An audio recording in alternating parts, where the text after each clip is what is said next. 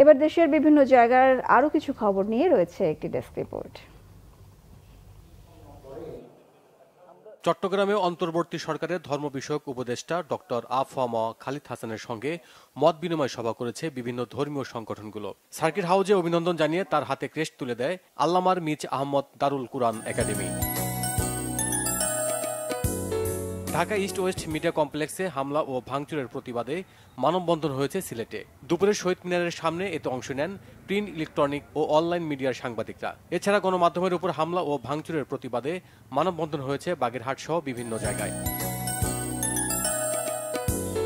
ভারতের বাঁধ খুলে দেয় প্রতিবাদে বিক্ষোভ মিছিল করেছে খুলনার বিভিন্ন বিশ্ববিদ্যালয় ও কলেজের শিক্ষার্থীরা। দুপুরে নগরীর শিববাড়ি মোড়ে এই কর্মসূচি পালন করে তারা।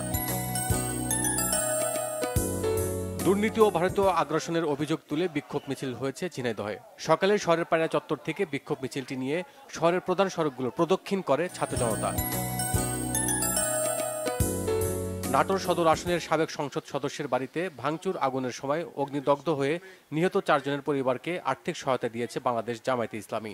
সকালে শহরের হরিশপুরে জামায়াতের কার্যালয়ে নিহতদের স্বজনদের হাতে সহায়তা তুলে দেন কেন্দ্রীয় নায়েবে আমির অধ্যাপক মুজিবুর রহমান। নীলফামারীতে আওয়ামী লীগ নেতা রুবেলের করা মামলা প্রত্যাহার ও তাকে গ্রেপ্তারের দাবিতে জেলা জজ আদালতের উদ্দেশ্যে মার্চ কর্মসূচি করেছে এলাকাবাসী। সকালে সদরের চোরাইখোলা, সিপাইপাড়া এলাকায় সর্বস্তরের মানুষ এতে অংশ নেয়। নিত্যপণ্যের দাম সহনীয় রাখতে মাদারীপুরে জাতীয় ভোক্তা অধিকারের সাথে যৌথ অভিযানে অংশ নিয়েছে শিক্ষার্থীরা। শহরের তাঁতিবাড়ি, কাঁচা বাজার, মোস্তফাপুরের বাজার সহ বিভিন্ন কাঁচা বাজারে এই অভিযান চালানো হয়। নিরবিচ্ছিন্ন গ্যাসের দাবিতে সংবাদ সম্মেলন হয়েছে মানিকগঞ্জে। দুপুরে স্থানীয় প্রেস ক্লাবের সংবাদ সম্মেলনে প্রায় 10,000 গ্যাস লাইনে নিরবিচ্ছিন্ন গ্যাস সরবরাহের দাবি জানান ভুক্তভোগীরা।